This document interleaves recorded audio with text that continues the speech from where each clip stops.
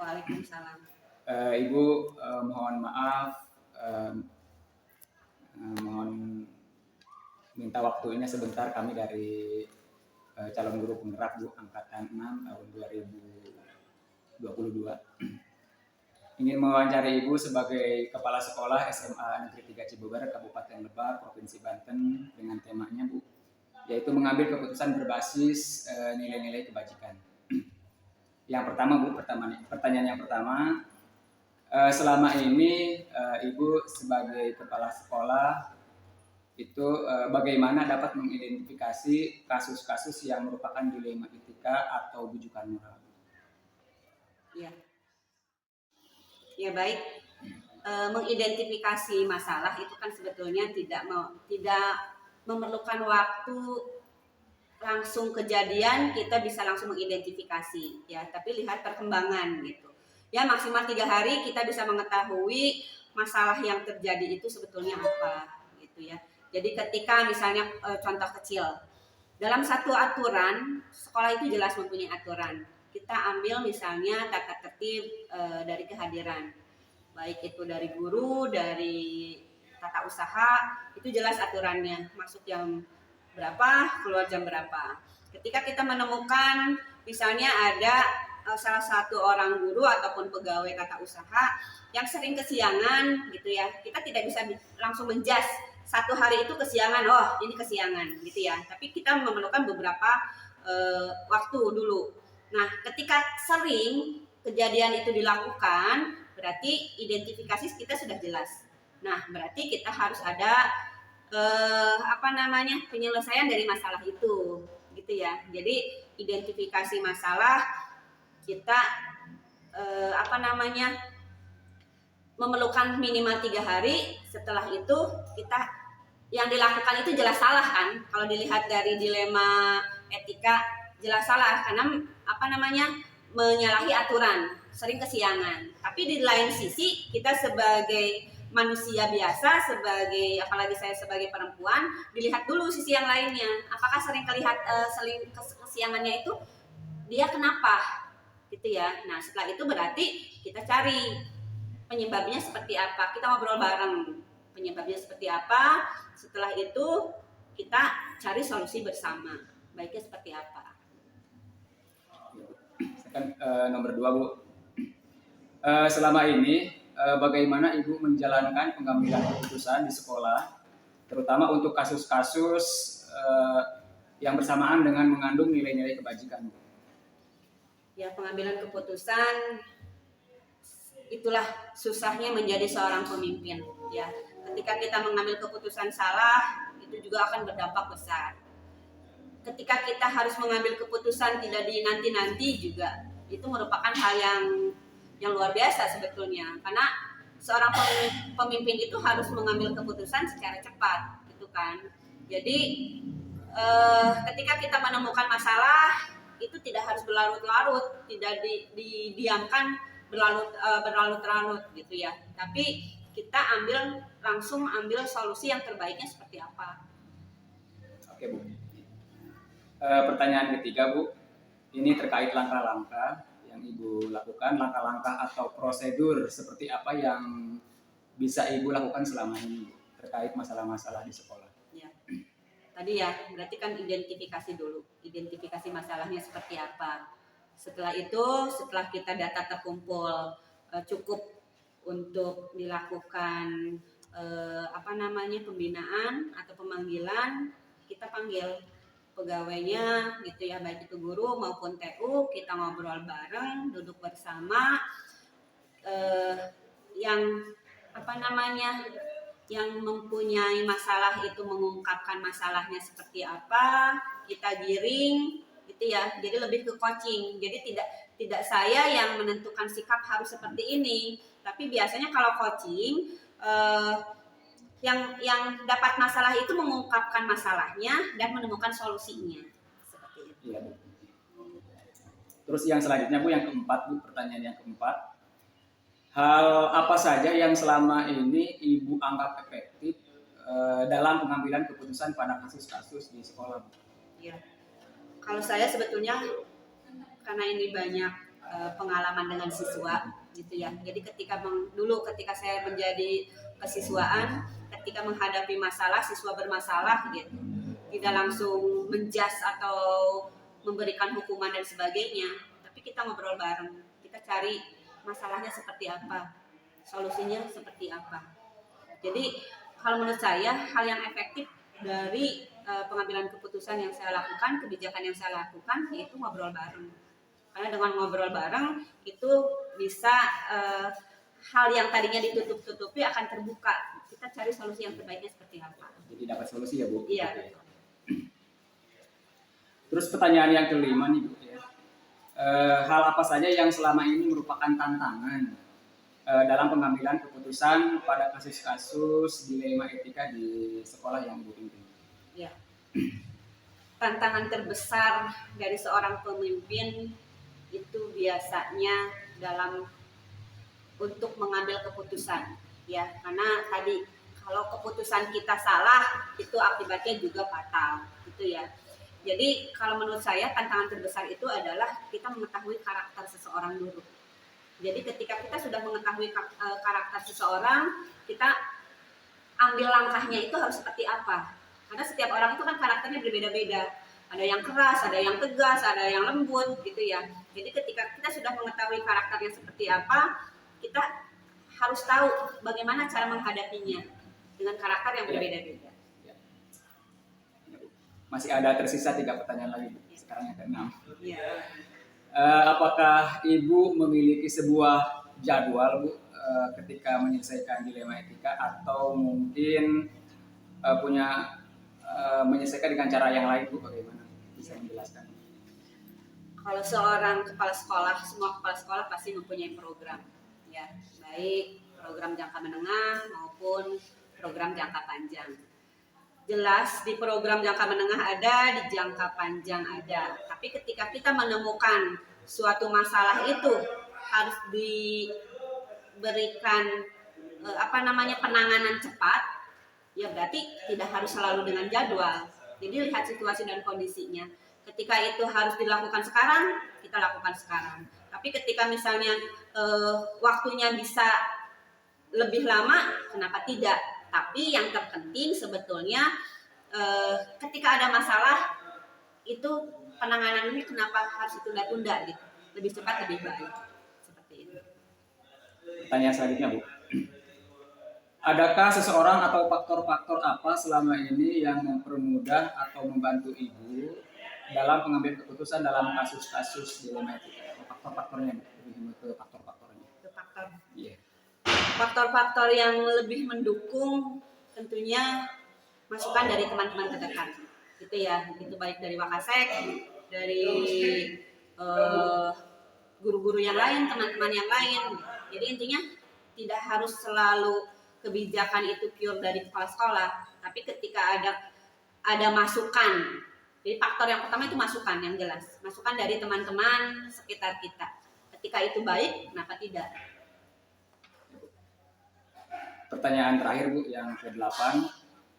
Dari semua hal yang telah disampaikan, pembelajaran apa yang dapat Ibu petik dari pengalaman Ibu dalam mengambil keputusan dilema etika? Ya. Pengalaman yang bisa saya petik dari pengambilan dilema etika berarti pengalaman yang sangat berat sebetulnya. Satu sisi kita harus menjalankan aturan itu dengan baik, satu sisi juga kita harus melihat dari kemanusiaan, dilihat dari segi lain seperti itu. Itu yang menjadi pengalaman. Jadi kalau bahasa lainnya mungkin simalakama. Satu sisi kita harus menjalankan aturan itu dengan benar dan baik, gitu ya. Tapi satu sisi juga kita harus melihat kemanusiaan. Jadi harus melihat sisi yang lain. Mungkin itu Pak Hendra. Ibu, terima kasih.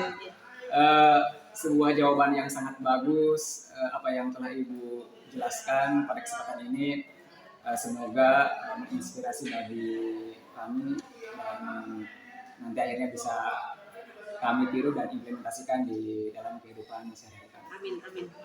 Semoga jawabannya bisa mewakili Pak Hendra. Terima kasih. Assalamualaikum warahmatullahi wabarakatuh. Waalaikumsalam warahmatullahi wabarakatuh.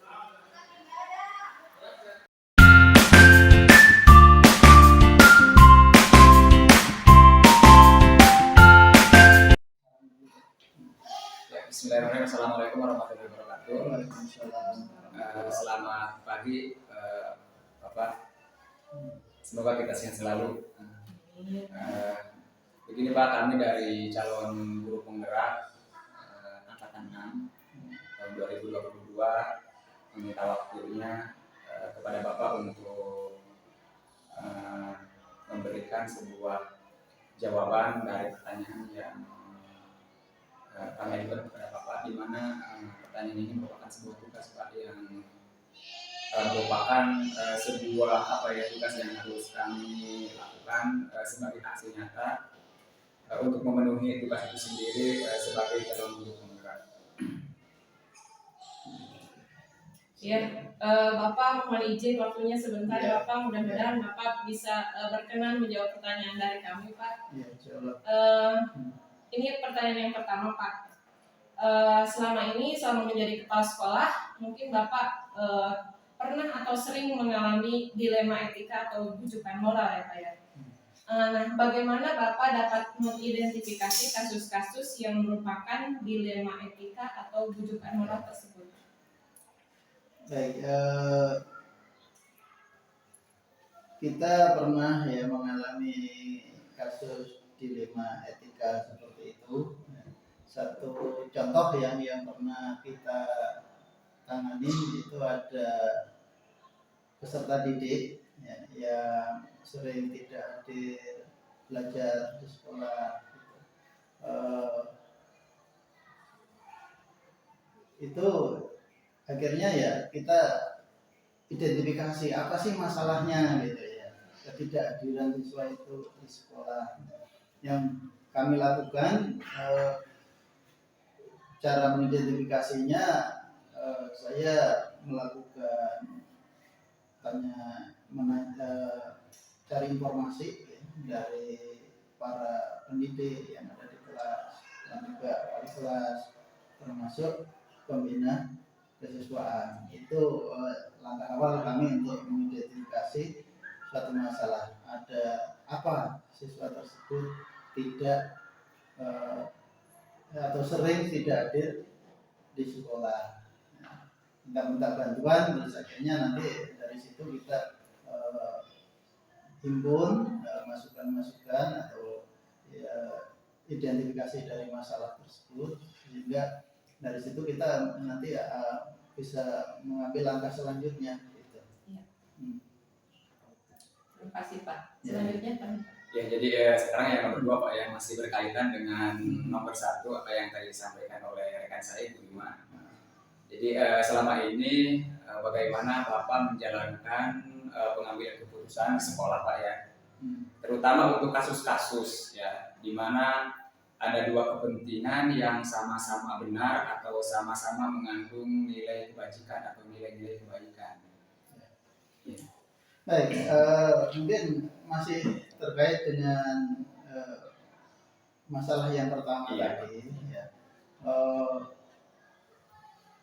Setelah kita memperoleh masukan, informasi atau data-data tentang penyebab kenapa siswa si A, saya pakai inisial aja ya, si A ini tidak atau sering tidak hadir belajar di sekolah, atau terkadang juga sering juga terlambat seperti itu. Nah, ini setelah kita lakukan kajian, ternyata kita termasuk memvisit dari wali kelas itu ya, ternyata kita memperoleh suatu gambaran keadaan memang ada dilema kepentingan di sana gitu ya. Dilema kepentingannya itu siswa ini dari keluarga yang kurang mampu, sehingga harus membantu orang tuanya gitu ya. Nah di situ rupanya ada dua kepentingan yang ini, sekolah wajib gitu ya, sekolah dari pihak sekolah wajib untuk tertib gitu, dari sisi rumah tangga dia harus membantu dulu orang tua gitu tadi untuk menyelesaikan beberapa pekerjaan sebelum dia bisa berangkat ke sekolah. Nah seringkali ketika menyelesaikan pekerjaan di rumah itu waktunya molor gitu ya, memakan waktu yang lebih panjang gitu, dia telat atau terkadang mengambil keputusan harus tidak sekolah seperti itu aja. Itu tentunya di sini kita perlu bijak ya, dalam mengambil keputusan mengatasi masalah anak tersebut. Ya. Kalau kita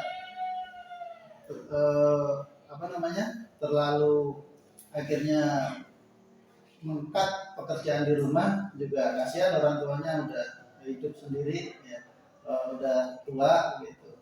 Terus kalau kita memberi peluang untuk tidak masuk sekolah begitu juga akhirnya juga ketinggalan gitu. Akhirnya pihak sekolah mengambil langkah-langkah supaya anak ini tetap bisa belajar, tetapi juga bisa membantu orang tua gitu. Sehingga akhirnya langkah yang kita mengambil keputusan gitu, dua-duanya biar bisa jalan gitu ya. Di rumah membantu orang tua jalan, di sekolah nanti seandainya dia ketinggalan, akhirnya ngasih tahu, akhirnya kita suruh ngasih tahu kalau memang terlambat atau ini ngasih tahu ke pihak sekolah, nanti akhirnya dengan kita tahu tersebut, akhirnya anak ini kita kasih kebijakan untuk tugas-tugas tambahan untuk mengejar ketinggalannya, seperti itu. Ya. Ya. Ya Bapak, langkah-langkah atau prosedurnya seperti apa yang biasanya Bapak lakukan selama ini untuk menangani kasus-kasus dilema etika seperti yang tadi Bapak jelaskan? Ya,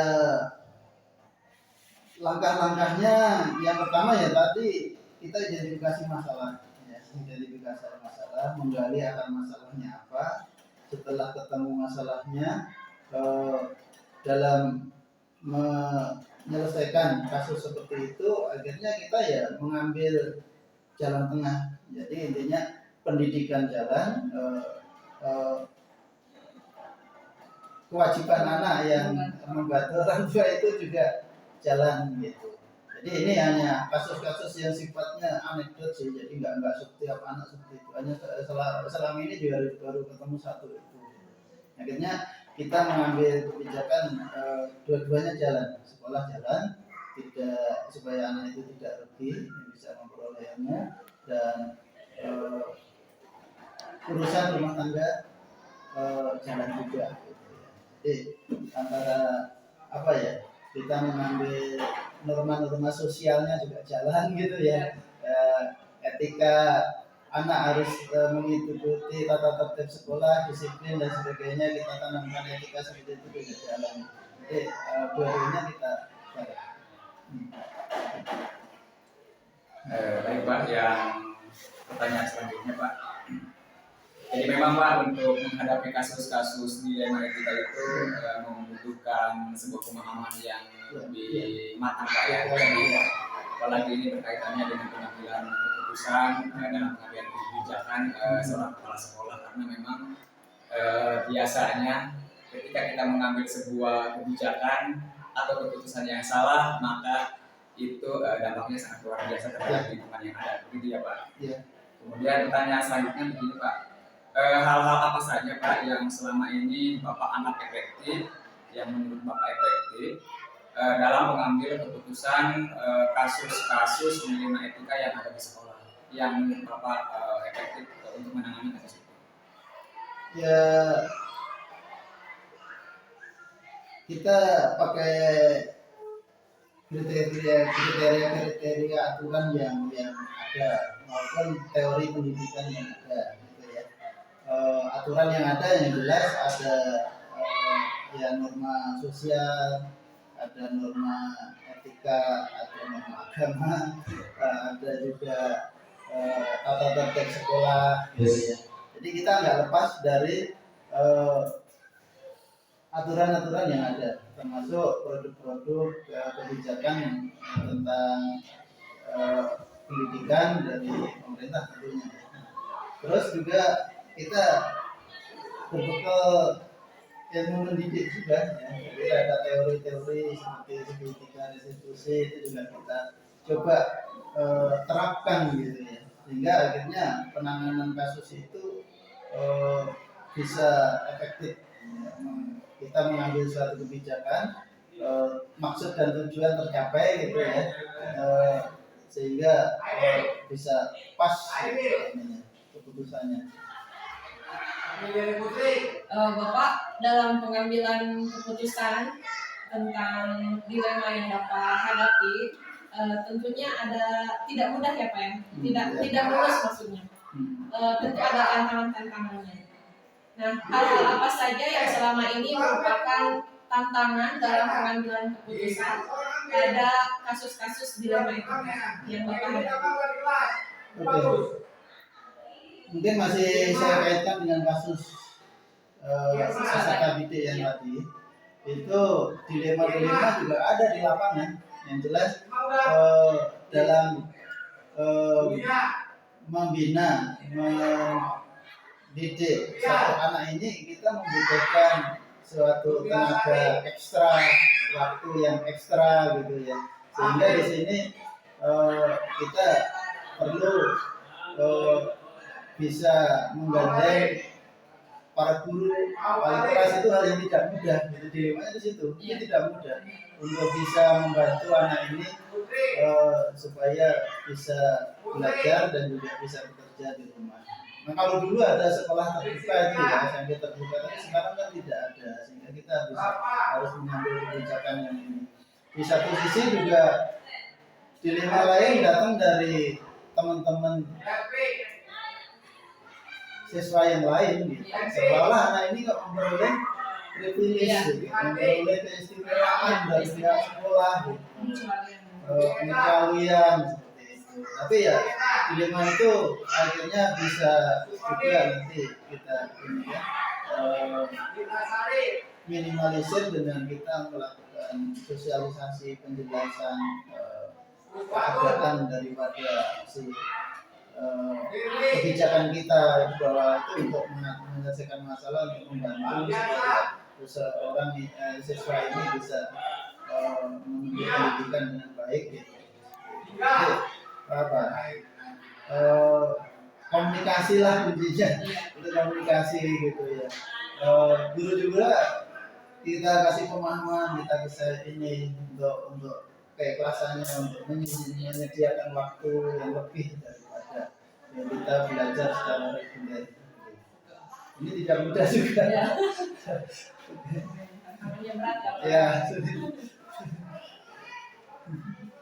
Ya, yang pertanyaan yang selanjutnya Pak. Ya. Apakah Bapak memiliki sebuah jadwal tertentu dalam sebuah penyelesaian kasus dilema etika Pak? Apakah Bapak langsung menyelesaikan di tempat atau memiliki sebuah jadwal untuk menyelesaikannya?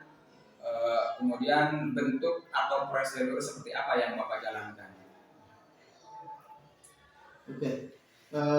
Tentunya untuk menyelesaikan masalah dilema etika yang terjadi pada kasus yang di atas tadi itu ya ada sih skedulnya ya, ibaratnya kita kan membuat suatu ini ya, yang pertama tadi skedul pertama kita menggali suatu mengidentifikasi kasusnya ya.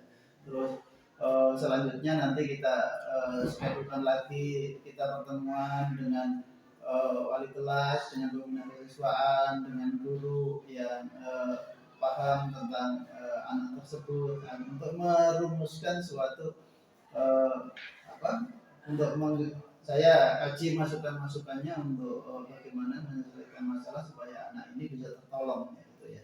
Pendidikannya tolong, pekerjaan di rumahnya juga orang tuanya terbantu karena sangat dibutuhkan banget tenaganya oleh orang tua seperti itu. Jadi ada tahap-tahapannya, ada tahapan-tahapannya gitu ya.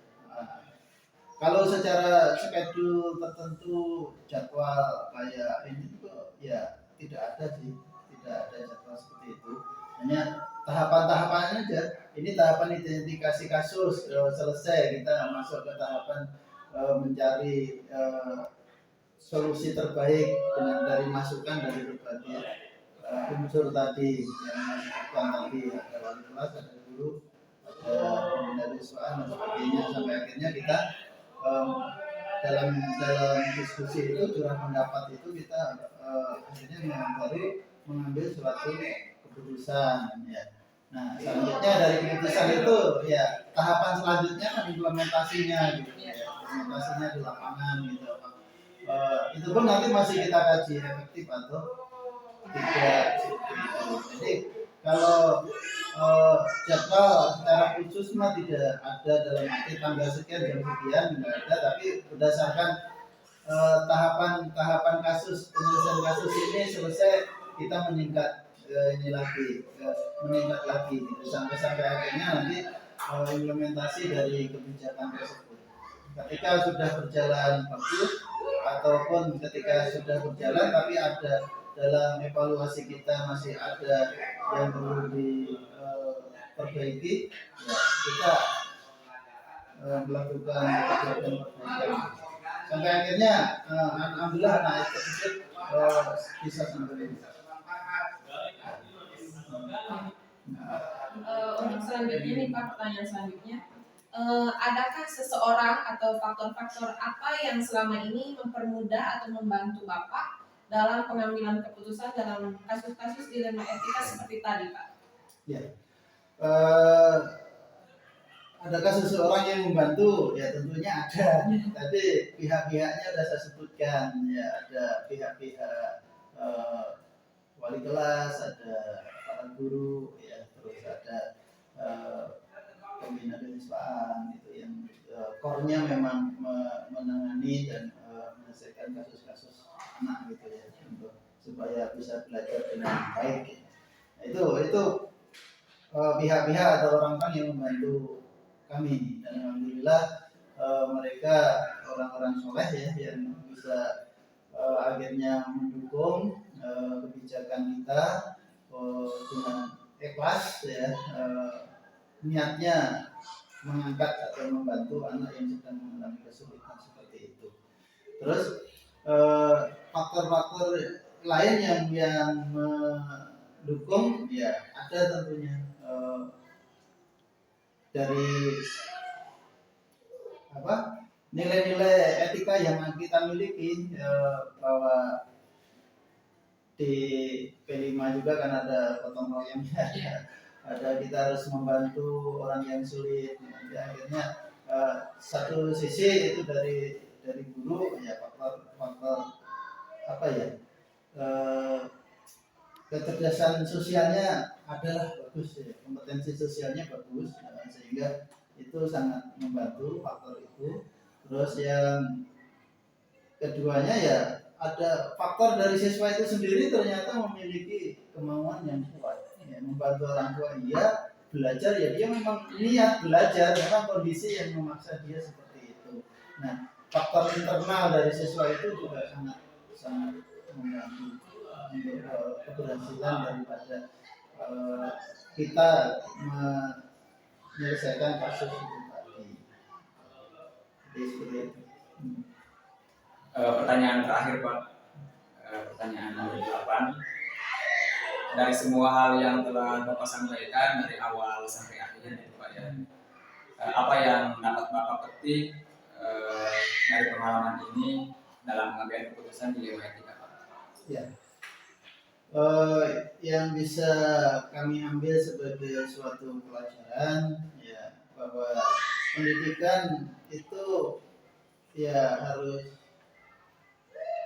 luas lah gitu ya, luas tidak saklek sekali gitu ya. Ternyata seperti kita tadi kasus dilema etika seperti ini, kalau kita saklek kan anak ini harus putus sekolah ini. Kita nggak mau tahu, kita nggak meneliti, nggak menyelesaikan masalah tersebut gitu ya, mencari akar masalahnya, terus kita putus, anak ini sering tidak masuk, kita putus tidak naik, pasti putus sekolah. Sehingga keluasan itu tadi ya suatu pembelajaran tersendiri yang selama ini mungkin tidak selalu kita peroleh ya kasus seperti itu, tapi dari kasus ini kita akhirnya memperoleh suatu pembelajaran bahwa dalam mengenai pendidikan itu ya niatan kita untuk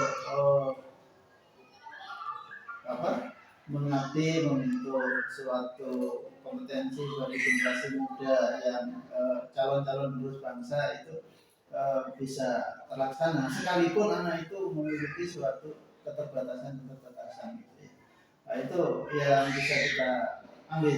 Jadi tidak hitam di atas putih aja lah gitu. Makanya kalau kita sekali lagi kalau kita mengambil kebijakan satu hitam di atas putih, anak ini pasti sudah putus sekolah. Tapi alhamdulillah bisa kita selamatkan sampai anak ini lulus memperoleh ijazah jenjang SMP. Bahkan niatnya untuk melanjutkan ke jenjang SMA juga lebih kuat. Ya mudah-mudahan nanti rekan-rekan di SMA juga paham kasus anak ini bisa menyelesaikan masalah yang sama seperti itu. Wah, luar biasa Bapak.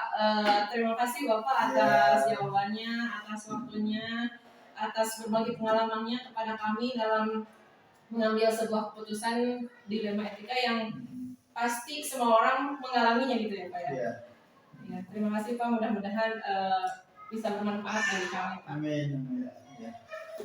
Ya, terima kasih Pak. Jadi apa yang Bapak sampaikan tentunya sangat bermanfaat bagi khususnya bagi kami dan tentunya bagi kita semua ya yang ada di lingkungan pendidikan. Semoga bisa bermanfaat dan selalu membawa motivasi kami ke depan. Terima kasih Pak. Assalamualaikum. Ya, sukses selalu warahmatullahi sebagai wabarakatuh. guru penggerak, mudah-mudahan ilmunya bisa diterapkan dan membawa